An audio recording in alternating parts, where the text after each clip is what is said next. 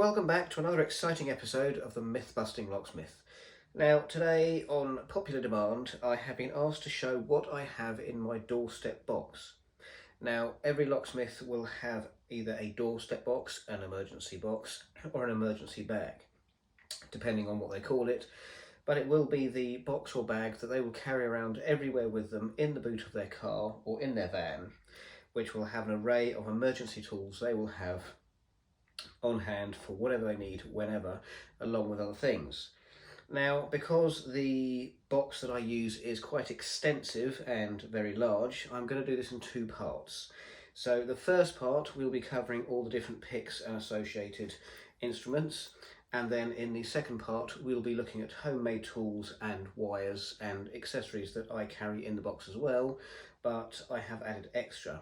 So this is part one of two parts, and you will want a pen and pencil for both parts, because I may be covering things that you'll want to write down with names and brands. So let's start at this end. First of all, and it's going to be in no particular order, I always have a roll of black tape. It's thin, it's quite strong, it's good for holding latches back, and it's also good for stopping you get locked in or locked out if the door slams shut, and there is no handle in the door if you've taken it out or part of the locking mechanism. Now, along with this, of course, if you are taking door handles off, you need one of these. This is excellent because it has different holes for undoing different types of locks. It has a square spindle part here, which of course when you take the spindle out of a door handle, you put it in, you can twist it, and you can open and close the door. As well as this, you have some types of lock which I don't seem to have with me, but it's the type of lock where it's a mortise box and it will have a cylinder that will slide through it. Now with those, you have this little peg here where you can put it in and you can twist it all the way around once the cylinder has been removed, and this will show if the actual lock is working and if it is the cylinder that is at fault. So it's a very nice one. It's got measurements down here and measurements this side. It's very heavy, it's a lovely bit of kit, and definitely essential to carry, especially so you don't get locked in or out. Now, working our way from this side across, we have various dimple picks, and they are different sizes, left-sided and right-sided, and various sizes, all shown in different colours here. They're lovely, they are very well made, and I am very pleased indeed with buying these. I haven't had a huge amount of success single pin picking locks with these, but these are an excellent little kit, and they close up into a very small case.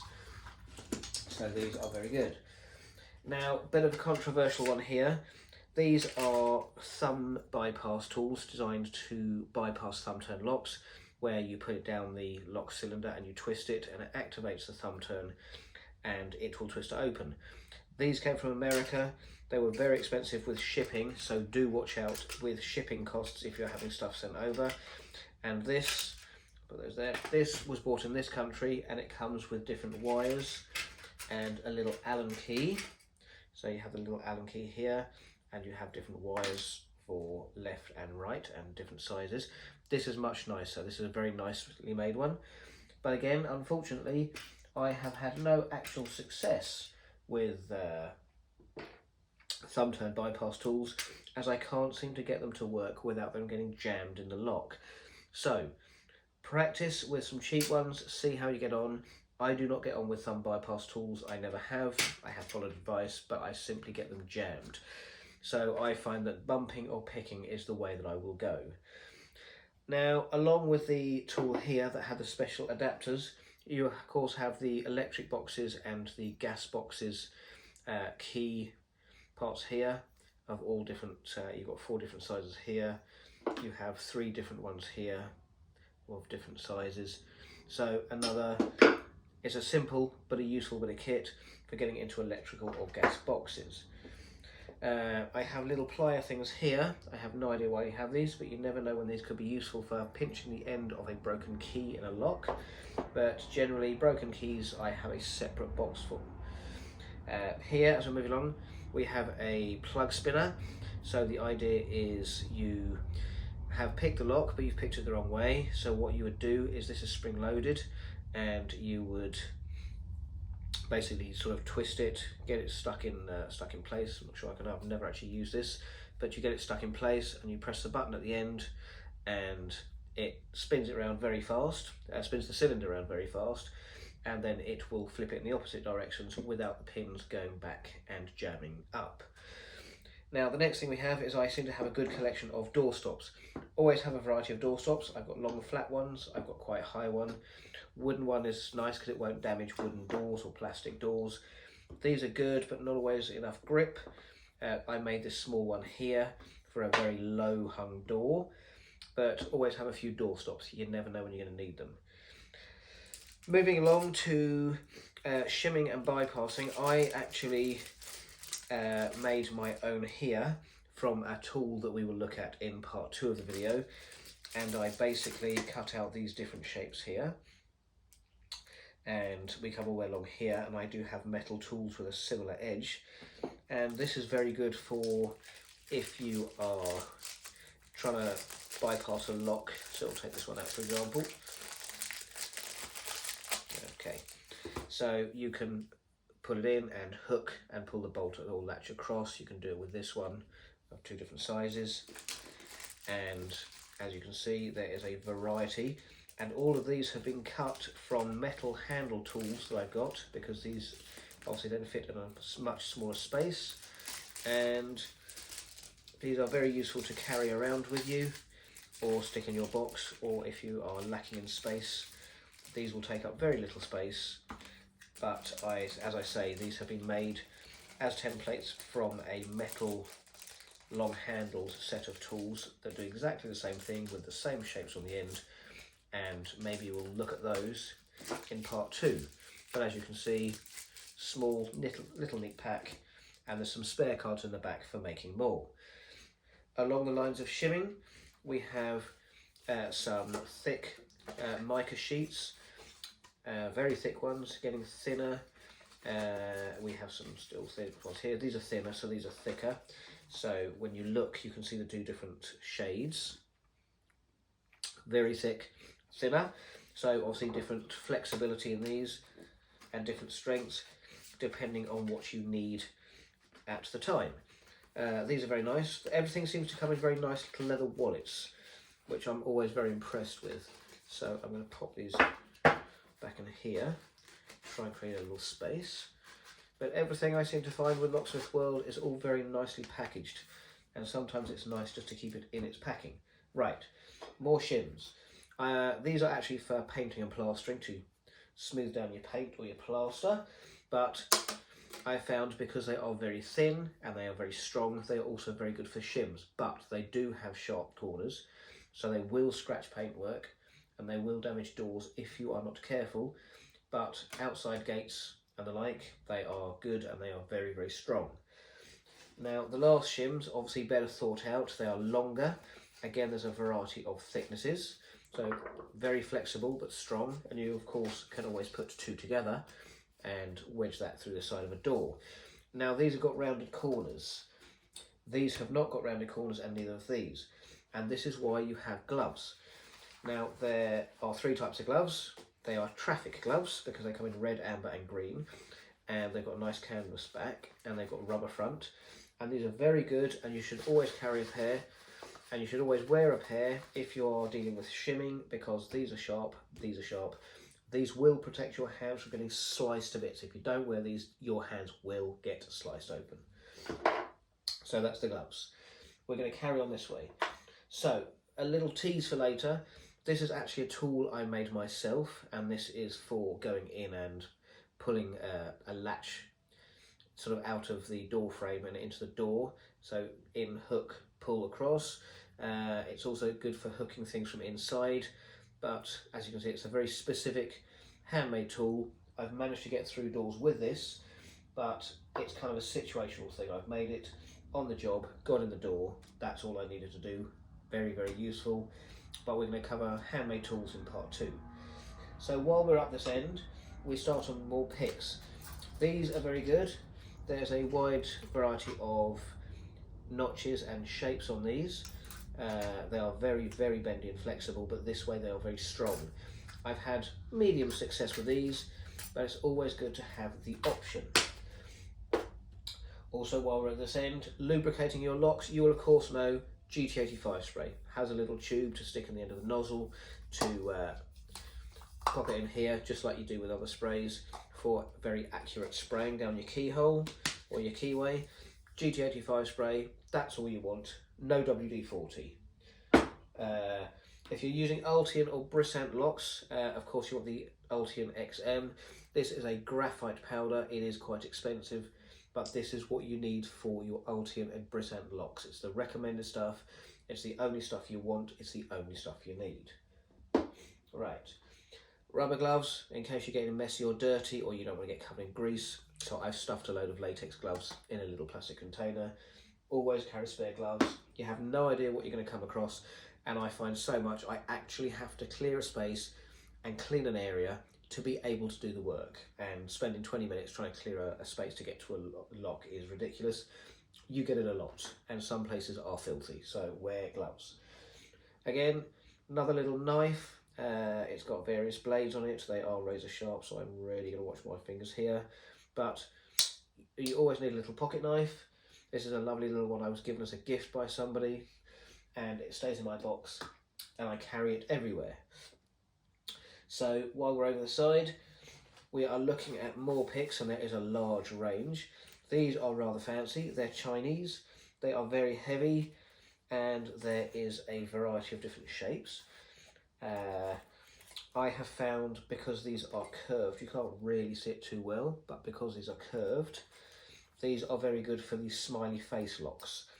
These are good for dimple locks. These are good for generally all locks, especially dimples. But a very well-made kit. Chinese, heavy, I like them. Good for smiley face and dimples. Rather fancy disc detainer lock made by Sparrow Tools. Not had a chance to use it yet, simply because I haven't needed to do any disc detainer locks. So hopefully one day I will get to use this, but I do definitely need some guidance and training before I actually get into using this. But as you can see, it is a very well made bit of kit, but it's not yet been used by me. So that stays in this box. Right, I'm closing these as I go, so I know we have covered it. Now, thinking outside the box as we're passing, some cupboards you get, the little round handle has the lock in it. Hafley is one of them, and this is a removal kit for if you need to remove the cylinder because it is damaged. You have one master key, you have another type of master key. They go in, it unlocks it. This is the key that will remove the cylinder from it, and then once you have done that, and there are videos on the internet for this, this is what you need to go down to pop and release the cylinder, and you can remove it and change it if they have lost the keys to the one that they have. So I popped this in one of these, but it's for removing cylinders specifically from Hafley locks, and there are many different types. Mole grips and monkey wrench, always good for grabbing things, holding things, and fit for purpose. You know what you're going to use them for if you've got them. These I was sent when I ordered some online, and I think the people that sent them to me thought they were hilarious because this is what I was expecting. And this is what I received. So I held on to them because I thought they might be useful one day, and I didn't really use them until I was drilling into a piece of wood, and the drill bit, which was tiny thin, about this sort of thin, actually got stuck, and this was the only thing that could get them out, so you get the drill bit out. So actually very useful indeed if you want a small tight grip or something. One of these I always carry, but again this might pop up in a later video with a tray. These are very good for moving sidebars out of the way, putting it in the lock, moving the sidebar out of the way, also moving single pins out of the way, and once you're picking locks in a more intricate way, you will find out where this is very, very useful. Right, next we have tubular lock picks. So I have various tubular lock picks. I do have a pair of Southall ones, which are very, very nicely made, and I'm just trying to think where I've put those. I think they're in a different box. So Allen key for adjusting things. They come in three different sizes, and they have the little bits with them. They've obviously got the Allen keys for adjusting and changing the pins. Very nicely made. Again, a lot of these are Chinese, but I like the Chinese picks. I find they're very good. So, tubular locks. This is one of 2 sets. I have the Southall, as I say, in another box. Very effective, very popular. Next one you come across is cruciform locks, which looks like a cross shape. So there is a set of 3. These are more sort of jigglers for jiggling the lock as opposed to specifically picking it. So they are a good tool, again Chinese, an essential tool, but they are more for a jiggler than actual picks. And along with that, because I have a lot of cruciform locks where I work, because I am based on site as a locksmith and I do private work, you also have these. Now these could be jigglers or sort of used as bump keys, exactly the same. There are different sizes and different sort of strength. This one I actually think belongs to a lock, but I put it in there just as a backup tool. But again, a little pack, various sizes, jigglers or bumps, however you want to use them, specifically for cruciform locks, which I have a lot of on shutters. Right, moving along to the next bit. Here we have a range of very wiry, very long, very bendy. We'll go like this. Basically it's self-explanatory. They are picks. There's a couple of tension tools here, but these are kind of long and wiry ones, as you see, with quite a specific pattern. These are very useful. I have used these successfully on a couple of locks. I'd say lower security more than higher security locks, but you've got to have as many options as you can think of, and these I just like the look of, so I bought them. Inexpensive, very helpful. Right, next, little padlock shims. Always have a box of padlock shims. So these of course are very good for popping down the shackle, twisting it round, pop out the shackle. All different sizes and thicknesses. This is actually the second kit I bought, because the first got used so often a couple started bending and breaking, but very successful with these. If you can find a padlock that you need to get into, always try these first, because they are great. I love them, very successful, and I actually have a spare pair I carry elsewhere in another box. So the next one, German brand. Go with these. German brand, I really like these. There's a little bit of everything here. So working our way along, these I find are good for cabinets and wafer locks. These are good for obviously single pin picking. Wafer locks, single pin picking, wafer locks here. You've got wafer locks, wafer locks. This is a good jiggler. I've done a couple of cheap sort of home safes with that in about 3 seconds. There are videos on YouTube. That's that one, so you can see what the blade looks like. Again, wafer locks. This is good for the smiley face locks or dimples. Dimple locks, single pin picking, jiggling, you get the idea. Wafer locks. So again, I've had a lot of success with this kit. I use these all the time, and it's one of my go-tos for most things because they are well made. I really like them and they are very successful. So that is these, that is these. Let's just put this here for you. Another thing, pop down your local grocers or budgeons and get a little pack of four rolls of doggy poop bags, because these are great. They're nice and neat little roll. It's just okay, not what I planned. Right, so they come in little packs of 4 rolls, and they take up hardly any space at all. So very neat and tidy to stick in this box. I put them in every box. I have several toolboxes I go around with for various purposes. One for mortise locks, one's a doorstep emergency box, one's got high security locks and so on. So a little roll like that takes up no space, and you have actually quite a big bag that you can use for putting all your rubbish and the unnecessary stuff in. Little bag, take it away. Keep the customer happy with how tidy you have been. And as I say, these come in packs of 4. They take no space up at all, and they're really good for just taking your rubbish, being tidy, being responsible. So, how are we going to do this? So, the last thing I think we have to cover is this little box here. And this has just got, if I go through one more, little wires of various types. So, we have a very gentle bendy tension tool. We have a couple of these which are designed for bypassing doors, locks on aluminium doors, where it slides in and it hooks over and pulls a little peg across. You'd kind of have to know where to use these to understand them. I've never used them. I saw a few videos from American pickers and I've never used them, but I bought them, different sizes. But if I do come across needing to use one, I'd probably be quite stuck. This I made to bypass a little cupboard lock, a tiny little cupboard lock that ties tiny little keys, which I can show you in part 2. This one also the same thing I made to bypass a cupboard lock. Let's put those in that side.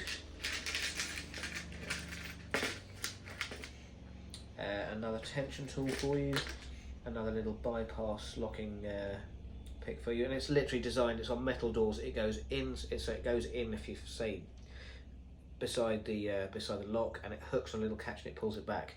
It's quite intricate and you have to know exactly what sort of lock you're using on and how to do it. Again, there's another one. Tesco's, they have locks, these would be useful on it. That's the type of lock that you want. So if you go down Tesco's with your aluminium and glass doors, those are the locks that these will bypass, should you know what you're looking at and what you're looking for, but I wouldn't have a huge amount of confidence in doing that. So, a couple of little wire bits that I have made myself. This one I haven't made, I just have it because I think it could be useful. I have no idea why. This I made, it looks like nothing, but again, it's a cupboard one. This is the broken end of a pair of tweezers I thought might be useful for something one day. This and this, we joked on a key box, the first key box I ever picked. Somebody said, how are you going to pick it open? Are you going to use a couple of paper clips? And I said, no, that's what you see in the movies. It's a load of old rubbish. Hold on a minute, I said. Let's have a look. So I did this with this one. I made a tension tool out of this one, and I managed to pick the lock, can you believe, a cab lock open with these two. So, for nothing more than fun, I've kept them in there. You never know when I can do it again, but I saved them because I got in about 4 seconds, and the look on the faces of the people watching was priceless. And so I keep them as a bit of fun more than anything. So, it looks like we have come to the end of part 1. I hope this has been informative and interesting for you, but as a very quick run through, got a variety of different picks for all locks here. You've got thumb turn bypass tools here, you have got dimple picks here, padlock shims, Chinese ones for dimples for smiley face locks, little wires we've just covered, cruciform locks, you have the proper bump keys or jigglers here. Again, another little kit of cruciform ones. You've got a set of tubular picks. You've got some door stops to keep your doors open. You've got a plug spinner to spin your cylinder when it's been picked the wrong way. Little plier nipper things just for pinching the edge of something very tiny to get it out. Your gas and electrical box key. You've got some black tape to hold your latches in. You've got your little bypass tools. You've got metal shims, plastic shims, long shims. You've got your gloves to save yourself cutting your fingers. You've got a little homemade tool that we won't really go into. Your approved GT85 spray. Your Ultian lock spray. Gloves for keeping your hands clean when especially certain locks that are greasy.